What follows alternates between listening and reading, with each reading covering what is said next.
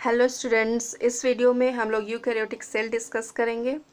Eukaryotic cell क्या है? हम लोग जानते हैं कि लिविंग ऑर्गेनिज्म में टू टाइप का सेल प्रेजेंट है, एक प्रोकैरियोटिक और यूकैरियोटिक। प्रोकैरियोटिक सेल का एग्जांपल होता है bacteria and blue green algae. उसके अलावा जितने भी लिविंग ऑर्गेनिज्म है वो यूनिसेलुलर हो या मल्टीसेलुलर, वो यूकैरियोटिक सेल के अंदर आते हैं। ठीक है, तो स्टार्ट करते हैं इसके कैरेक्टरिस्टिक्स को। Eukaryotic cells include all living organism and unicellular and multicellular organism except bacteria and blue-green algae। हम पहले भी बताएं, बैक्टीरिया और ब्लू ग्रीन एल्गी को छोड़कर जितने भी यूनिसेलुलर और मल्टीसेलुलर ऑर्गेनिज्म हुए वो यूकैरियोटिक सेल के अंदर आते हैं। The size of the eukaryotic cell varies between 5 to 10 micrometer, और इसका साइज जो है 5 to 10 माइक्रोमीटर होता है। माइक्रोमीटर जो है मेज़र करने का एक यूनिट है सेल को। In eukaryotic cells DNA are present with proteins. DNA जो है प्रोटीन के साथ प्रेजेंट रहता है, और ये प्रोटीन्स को हम लोग हिस्टोन बोलते हैं। हिस्टोन क्या है वो हम लोग हायर क्लास में पढ़ेंगे। और यूकैरियोटिक सेल में ट्रू न्यूक्लियस प्रेजेंट होता है। और ट्रू न्यूक्लियस क्या होता है?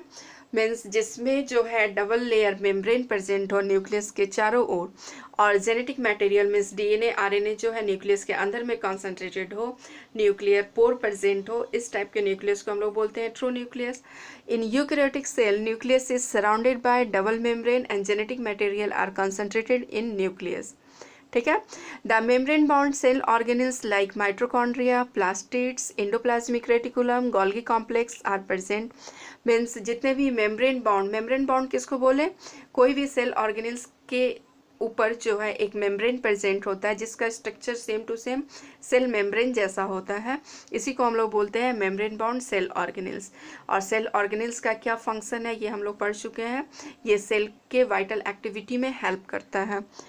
उसके अलावा in eukaryotic cell multiple chromosomes are present. Means cell में जो है क्रोमोसोम जो है वो एक से ज़्यादा प्रेजेंट होता है। मीन्स प्रोकैरियोटिक सेल में सिंगल प्रेजेंट रहता है, यूकैरियोटिक सेल में मल्टीपल प्रेजेंट रहता है। और रिबोसोम्स जो है एंडोप्लाज्मिक रेटिकुलम से अटैच रहता है और फ्री भी प्रेजेंट रहता है। तो ये सब जो है मेन कैरेक्टरिस्टिक है यूकैरियोटिक सेल्स का, जो हम लोगों को याद रहना चाहिए, क्योंकि एग्ज़ाम में प्रोकैरियोटिक और यूकैरियोटिक में डिफरेंस भी आता है, उसके अलावा कैरेक्टरिस्टिक भी आता है दोनों का। और मेरा बायोलॉजी पढ़ाना आप लोगों को समझ में आ रहा है तो प्लीज़ मेरे चैनल को लाइक कीजिए, सब्सक्राइब कीजिए और भी स्टूडेंट के साथ शेयर कीजिए। Thank you.